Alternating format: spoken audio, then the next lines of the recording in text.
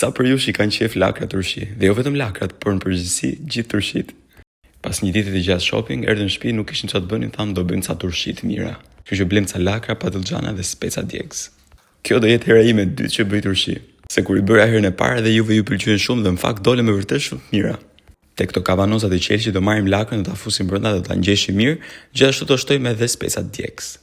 Tani sekreti që turshit dalin sa më të mira është kjo kripa e trash. Te çdo kavanoz do të hedhim një lugë gjysë gjellë dhe krip trash dhe do hedhim edhe këtë uthullin që është kastile për turshi. Pastaj do t'i mbushim plot me ujë të nxehtë, domethënë ujë të zier, të vluar, si e quani ju. Këto do t'i mbyllim mirë me kapak dhe do t'i kthejmë përmbys që të vulosen mirë.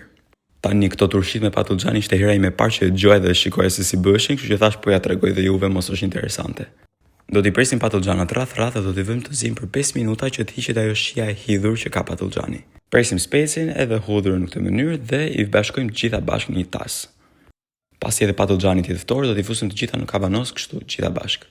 Me qëra fjala shumë për ju që i shikoni videot e mia, i bëni like, i komentoni, por nuk më keni akoma follow, pse nuk e shtypni butonin follow, ju lutem. Edhe këto kavanoza do shtojmë pak krip, pak nga ajo uthulla për turshi dhe këtu do shtojmë dhe vaj ulliri. Dhe ndryshe nga turshit me lakër, këtu do shtojmë ujë ambient, jo ujë të nxehtë.